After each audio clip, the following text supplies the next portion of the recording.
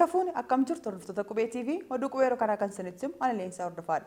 Ministeerri Barnootaa qormaata bahiinsaa Yuunivarsiitii bara kanaa irratti komii ka'e ilaalchisee ibsa kenne. Sabilii Alamuu dabalata qabdi. Ministeerri Barnootaa komii qormaata bahiinsaa Yuunivarsiitii bara kanaa irratti dhiyaate irratti ibsa kenne. Damee misooma barnootaa olaanootti itti aanaa ministeeraa kan ta'an Dr. Saamu'eel Kifilee qormaata bahiinsaatiin walqabatee komii muummeewwan barnootaa tokko keessa turan irratti ibsa laatan. Dr. Saamu'eel turtii dhaabbata televezyiinii Faanaa waliin taasisaniin akka jedhanitti haala qophii qormaatichaatiin walqabatee komii muummeewwan tokko kaasan isaan bira ga'uu isaa ibsuun komiin qormaatichi iddoo sirrii hin taane qophaa'u yookiin biluu piriintiidhaan ala ta'uu jedhu irratti ibsa kennaniin komichi fudhatama akka hin qabne ta'uu dubbatani. Dr. Saamu'eel qormaatichi ulfaataa ture komii jedhuuf yeroo deebii kennanitti qormaatichi qaama biraa walaba ta'een gamaggamamuu isaa ibsuun haalli qophii qormaatichaa sadarkaalee garaagaraan ga'aa ta'an keessa akka darbee fi qaamolee dhimmi isaa ilaallatu garaagaraan madaalamee kan dhiyaate ta'uu himuun ministeerri barnootaa qormaaticha salphisuufis ta'e ulfeessuuf ga'ee akka hin qabne dubbatani. Qormaanni gosti 215 ba'e hunduu barsoota yuunivarsiitiiwwan garaagaraa irraa dhufan kanneen lakkoofsi isaanii 430 ta'uun qophaa'uu kaasani. Akkasumas barsiisonni 215 ta'an qormaaticha gamaggamuu isaa ibsuun carraan qormaatichi waan daree barnootaa keessatti barataniin ala ta'uu isaa gadi aanaadha jedhani. Qormaatichi barsiisotatti mul'ifameera komii jedhu walqabatee haala sirreeffama qormaatichaa irratti rakkoo yoo jiraate jennee ilaalles dogoggorri homtuu hin argamne jechuun dogoggorri salphaa deebiidhaan walqabatee ture sirreeffamus dubbatan. Barattoonni qormaaticha kufan turtii ji'a 6 booda irra deebiin qoramuu kan danda'an ta'uu ibsuun barattoonni irra deebiin qormaaticha fudhatan kaffaltii kaffalanii kan qormaaticha fudhatan ta'uu ministeerichi eeran.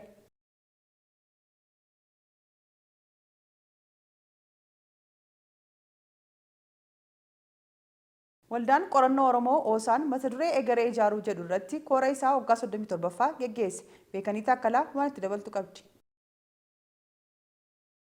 Waldaan qorannoo Oromoo Oosaan mata duree egeree ijaaruu jedhuun koora isaa waggaa 37ffaa geggeesse. Waldaan qorannoo Oromoo Oosaan waggaa 37ffaa Waashingtan DC kutaa magaalaa Maariilaand keessatti kan argamu Yuunivarsiitii Maariilaand keessatti adoolessa 29 fi 30 geggeesse. Koorri marsaa kanaa mata duree egeree ijaaruu jedhu irratti kan geggeeffame yoo ta'u, koora kana irratti waraqaalee qorannoo 20 ol hayyoota bakka adda addaarraa hirmaataniin dhiyaachuu isaatu gabaafame. Pirezidaantii waldichaa kan turanii fi amma baallii isaanii kan dabarsan Dr. Assabee Raggaasaa yaada kennaniin korri olaanaa egeree Oromoo ijaaruu irratti hundaa'e kanaan qorannoo adda addaan kan dhiyaate ta'uu himani. Sirna Itoophiyaa mirga namaa sarbuu keessatti egereen Oromoo akkam ta'uuf deema kan jedhu irratti xiyyeeffannee jirra jedhan jechuun gabaafame. Oosaan erga hundeeffamee eegalee seenaa Oromoo dabee barreeffamee fi ilaalcha addunyaan Oromoof qabdu jijjiiruu irratti hojii guddaa hojjechuus dubbatan. Kanaanis Oromoon eenyummaa isaa akka beekuu fi seenaa isaa akka baratu gochuuf Oosaan hojii boonsaa hojjechuus koora kana irratti himan. Hayyuun Oromoo yeroo adda addaatti dhimma Oromoo irratti qorannoo hedduu dhiyeessan Piroofeesar Asaffaa Jaallataas koora olaanaa kana irratti argamanii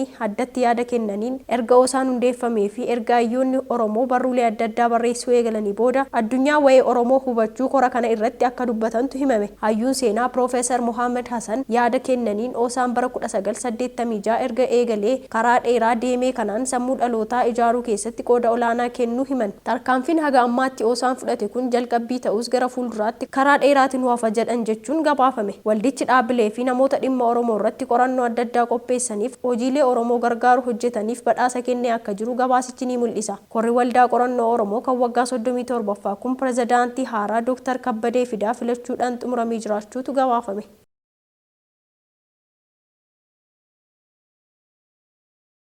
Kantiibaan magaalaa Finfinnee Aadde Adaanech Abeebee qormaata kutaa 6ffaa ilaalchisee ergaa bagattiin singa'ee dabarsan. Akka biyyaatti waggoota 28 as Finfinneetti qofaa yeroo jalqabaaf qormaata kutaa 6ffaa kennameen barattoonni 73 fi 667 qormaaticha kan fudhatan yoo ta'u, kana keessaa parsantiin 80.2 kan ta'an qabxii 50 fi isaa ol galmeessisuun gara kutaa itti aanutti darban.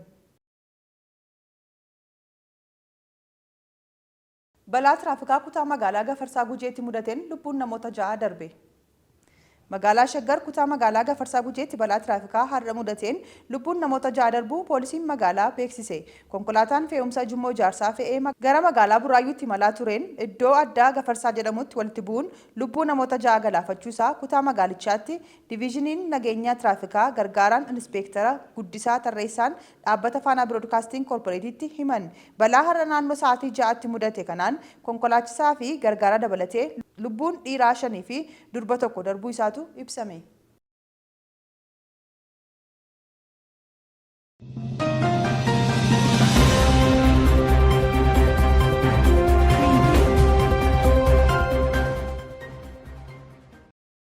Kan daawwachaa jirtan oduu qubeeti. Amma immoo oduu maddeen irraa arganne isinitti hima. Humni waraanaa Niijer namoota siyaasaa olaanoo biyyattii 3 mana hidhaa galchuun himame. Addisuu Muluu akka itti qindeessa. Humni waraanaa Niijer namoota siyaasaa olaanoo biyyattii 3 mana hidhaa galchuun isaa himame. Humni waraanaa Niijer kan torbee darbe biyyattiitti fonqolcha mootummaa taasisuun aangoo qabate namoota siyaasaa olaanoo biyyattii 3 kanneen aangoo mootummaa irraa dhorke hidhuu isaa Reuters gabaase. Waraanni biyyattii pirezidaantii biyyattii Mohammad Bazoum aangoo irraa fonqolchuun erga aangoo biyyattii to'ateen booda waamicha biyyootaa fi dhaabbilee idil addunyaa irraa aangoo biyyattii gara pirezidaantii Bazoumitti yaadeebi'u dimokiraasiin Niijeris bakka isaa duraatti yaadeebi'u jechuun isaaf dhiyaachaa jiru duubatti dhiisuun aangoo biyyattii to'atee hooggansa isaa itti fufee jira.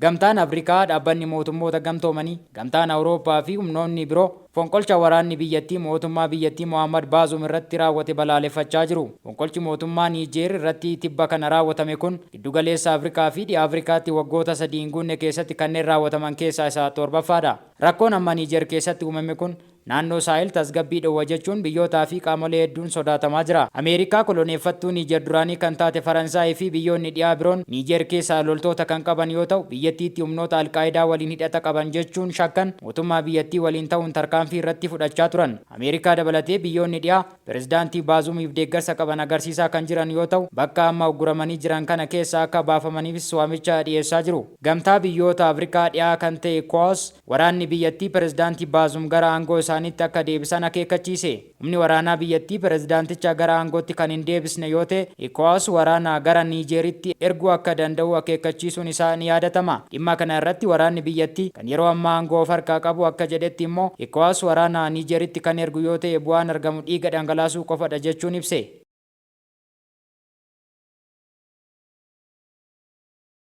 Biyya Hindiitti maatiin daa'ima isaanii ji'a 8 gurguruun moobaayila iPhone 14 bitatan to'ataman.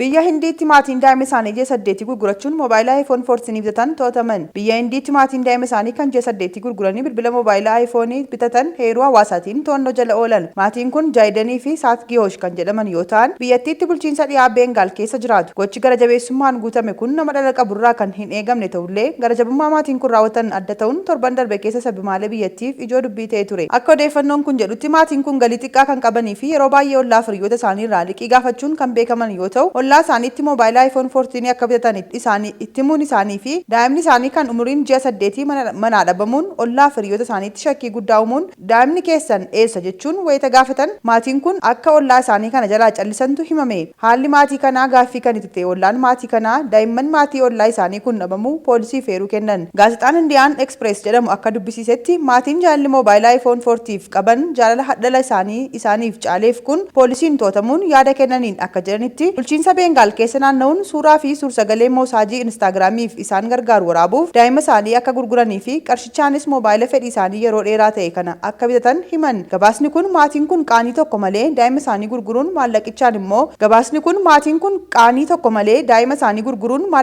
immoo moobaayila iPhone 14 kana bitanne jedhanii dubbachuu isaanii heera. Yeroo ammaa kana poolisiin biyyattii nama daa'ima kana bite kan maqaan ishee Priyankaa Gihosh jedhamtuu fi jiraattu magaalaa Kardahaa taate to'achuun himata irratti banee akka jirutu gabaafame. Haaluma kanaan poolisiin maatii daa'ima isaanii gurguran Jaayidanii fi Saat Gihosh irrattis himannaa yakka nama karaa seeraan alaa daddabarsuu irratti akka dhiyeessee jiru ibsa gabaasni kun.